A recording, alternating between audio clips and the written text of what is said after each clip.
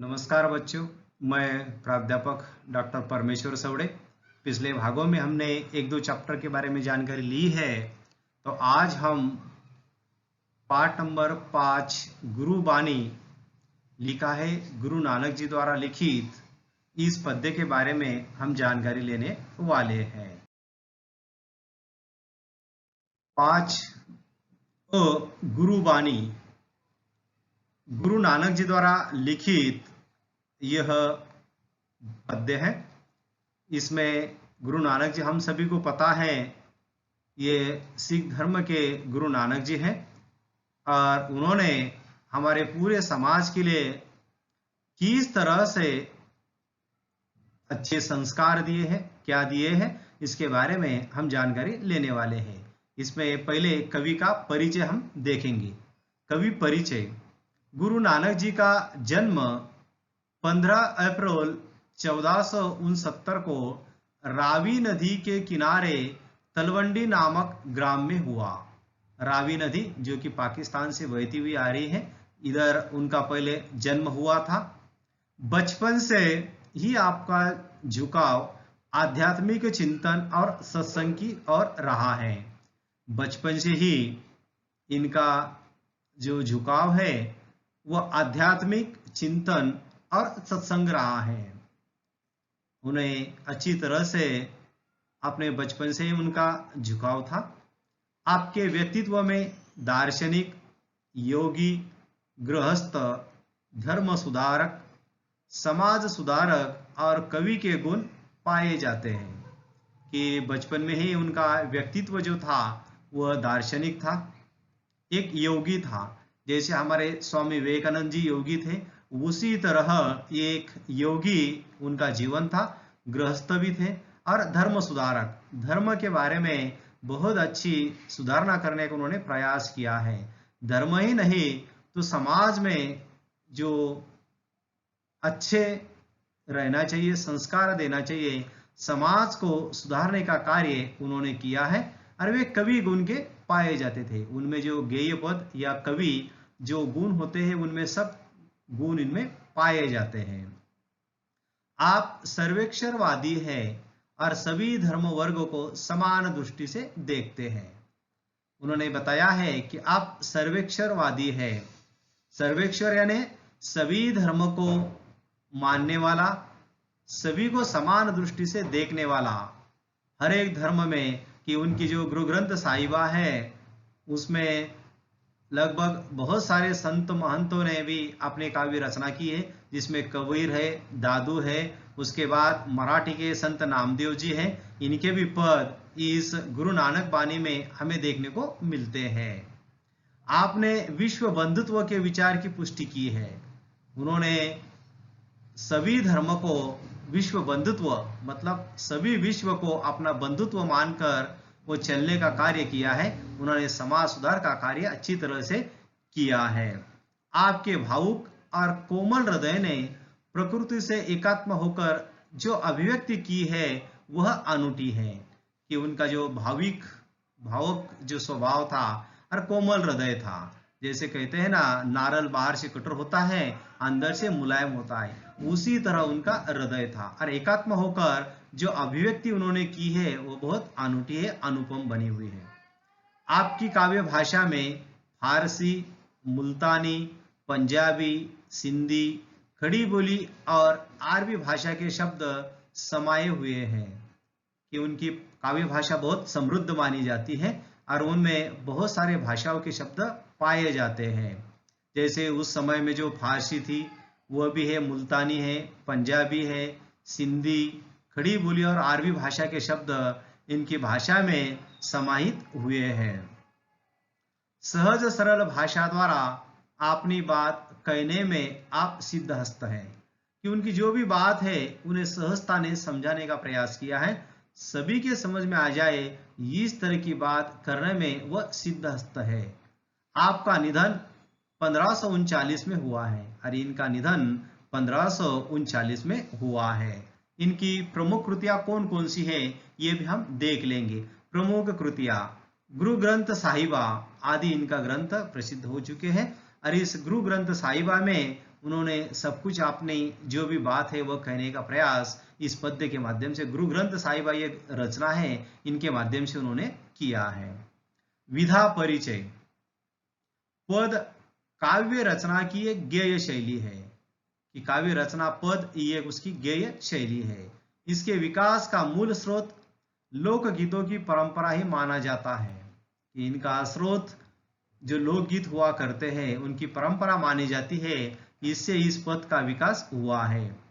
हिंदी पद शैली में विभिन्न छंदों का प्रयोग अनेक निश्चित रूपों में हुआ है।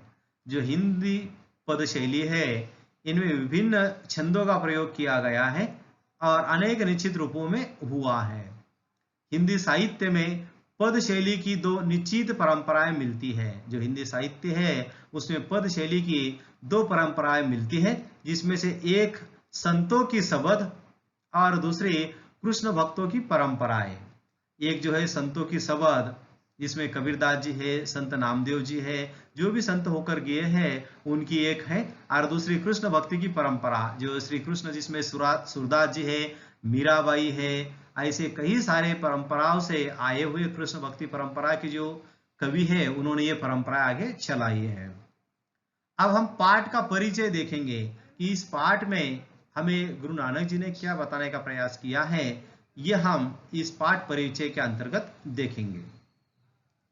प्रस्तुत दोहों तथा पदों में गुरु नानक ने गुरु की महिमा, कर्म की महानता, सच्ची शिक्षा आदि विषयों पर अपने विचार व्यक्त किए हैं। उन्होंने अपने इस दोहों में या पदों में गुरु का महत्व क्या है, गुरु किस तरह का होता है, इनकी क्या अहमियत होती है, इसका उन्होंने यहाँ पर चित्रण किया है। कर्म की महानता, जैसे कहते हैं जाति पर किसी जन्म निर्भरित नहीं रहता, मगर अपने कर्म पर अपनी महानता होती है। जैसे हिंदवी स्वराज्य के छत्रपति शिवाजी महाराज ने अपने कर्तृत्व से हिंदवी स्वराज्य का निर्माण किया, ये वो उनके कर्म को महत्व देने वाले हैं। और सच्ची शिक्षा, कि भाई शिक्षा कैसी होनी चाहिए, तो सच्ची होनी चाहिए, इस पर उन्होंने अपने विचार व्यक्त किए हैं। मनुष्य के जीवन को उदात्त और चरित्रवान बनाने में गुरु का मार्गदर्शन, उन्होंने बनाया है कि मनुष्य के जीवन को उदात्त और चरित्रवान गुरु ही बना सकता है, इसलिए गुरु का महत्व, गुरु का मार्गदर्शन बहुत महत्वपूर्ण होता है। मनुष्य के उत्तम कार्य और सच्ची शिक्षा का बहुत बड़ा योगदान रहता है। मनुष्य को उत्तम कार्य करना चाहिए, जो भी हो जीवन में हमेशा अच्छे कार्य करना चाहिए, और सच्ची शिक्षा का बहुत बड़ा योगदान रहता है कि शिक्षा जो है वो सच्ची लेना चाहिए, अच्छे संस्कार लेना चाहिए, वही बड़ा योगदान रहता है। गुरु द्वारा दिया जाने वाला ज्ञान ही शिष्य की सबसे बड़ी पूंजी है। उन्होंने बताया है कि गुरु द्वारा जो ज्ञान दिया जाता है वही शिष्य की सबसे बड़ी पूंजी रहती है, और इसलिए उन्होंने कहा है कि शिष्य की जो है सबसे बड़ी पूंजी रहती है।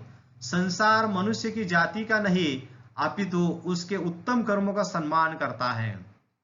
जो संसार है, ये सृष्टि है, ये मनुष्य के जाति का नहीं, अपितु उसके उत्तम कार्यों का, उससे उत्तम जो भी कार्य किया है उसका सम्मान करता है। मनुष्य का श्रेष्ठत्व उसके अच्छे कर्मों से सिद्ध होता है, न ही उसकी जाति अथवा वर्ग से। नानक जी बताते हैं कि मनुष्य का श्रेष्ठत्व उसके अच्छे कर्मों से सिद्ध होता है, न कि उसकी जाति अथवा वर्ग से। उसके वर्ग और जाति से कोई लेन देन नहीं रहता, मनुष्य के अच्छे कर्म ही उसके साथ आते हैं। तो इसलिए अच्छे कर्म मनुष्य ने हमेशा करना चाहिए, ये उन्होंने हमें बताने का प्रयास किया है। गुरु नानक ने कर्मकांड और बाह्य आडंबर का घोर विरोध किया है। कि गुरु नानक जी बताते हैं कि जो कर्मकांड करने वाले लोग रहते हैं, बाह्य आडंबर जो करने वाले लोग रहते हैं, उनका उन्होंने विरोध किया है। वो आडंबर मानते उन्हें, और इस तरह के ढोंग करने वाले को उन्होंने किसी तरह की अहमियत नहीं दी है। मनुष्य के जीवन को उत्तम और सदाचार से परिपूर्ण बनाने के लिए गुरु का मार्गदर्शन अत्यंत आवश्यक होता है। इसे शिक्षा प्राप्त करना मनुष्य का उत्तम कार्य होता है। और प्रस्तुत दोहों में, पदों में गुरु नानक जी ने बहुत अच्छी तरह से बताने का प्रयास किया है। तो इसमें वो क्या बताना चाहते हैं, हम इस पहले परिच्छेद के माध्यम से देखने का प्रयास करेंगे।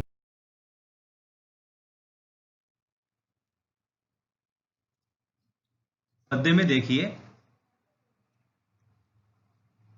नानक गुरु न चेतनी मनी अपने सुचेत, चूते तिल बुआड़ जीव सुए अंदर खेत, खेते अंदर छुट्या कहू नानक सहु नहा, फली अली फुली अली बुपड़े भी तन विच स्वाहा।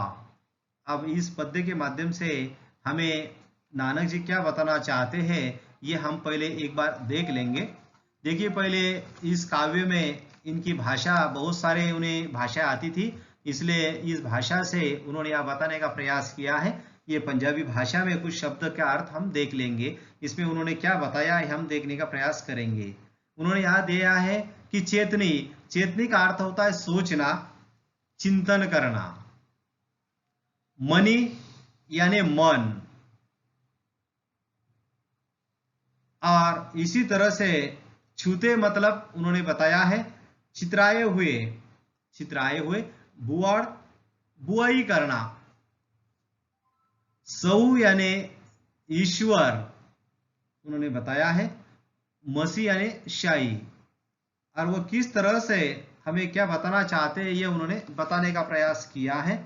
और उन्होंने कहा है कि इसी तरह से कि वह कहते हैं साऊ यानी ईश्वर, विच यानी अंदर, और वो कहते हैं स्वहा यानी कालिक यानी राख होना। इस तरह से इस पद्य के माध्यम से वो हमें क्या बताना चाहते हैं हम यहाँ पर देखेंगे।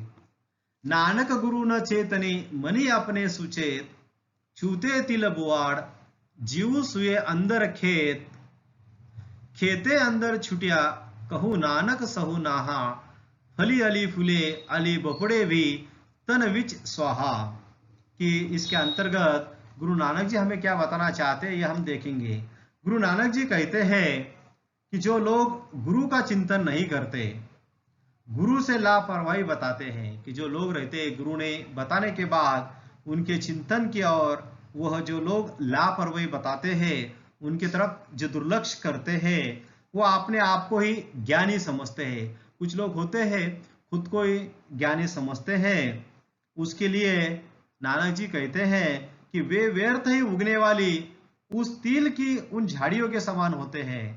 कि वो तिल की झाड़ियां जो रहती है, जिसकी देखभाल करने वाला कोई नहीं होता, उनकी रक्षा करने वाला कोई नहीं होता, वे ऊपर से फली फूलती दिखाई देती है, ऊपर से वो अच्छी दिखती है, उसमें बहुत अच्छा फल होंगे, फूलती होंगे, ऐसा बाहर से दिखाई देते हैं, मगर वह सच्चा नहीं होता। उन फलियों के अंदर गंदगी और मैल भरा होता है, उसके अंतर्गत जो गंदगी और मैल भरा होता है तो वो कुछ काम की नहीं रहती है। लोग ऐसे लोगों से किनारा कर लेते हैं, और जो लोग गुरु का ज्ञान का नहीं मानते, ऐसे से अलग रहना चाहते हैं, ऐसे लोगों के लिए दूर होना चाहते हैं।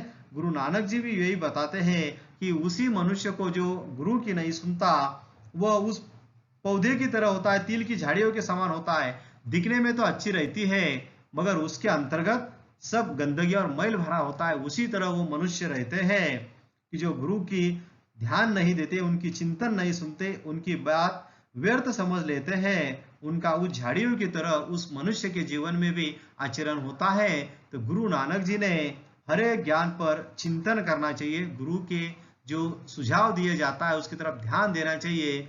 यही उन्होंने हमें अच्छी तरह से समझाने का इस पद्य के माध्यम से प्रयास किया है। पहले परिच्छेद में हमने गुरु नानक जी ने क्या बताया है इसके बारे में हमने जानकारी ली है। अभी शेष भागों के बारे में जो जानकारी है उसको हम बाद में लेंगे। अभी हम यहाँ पर रुकते हैं। धन्यवाद। शेष भाग को हम अगले चैप्टर में देखेंगे।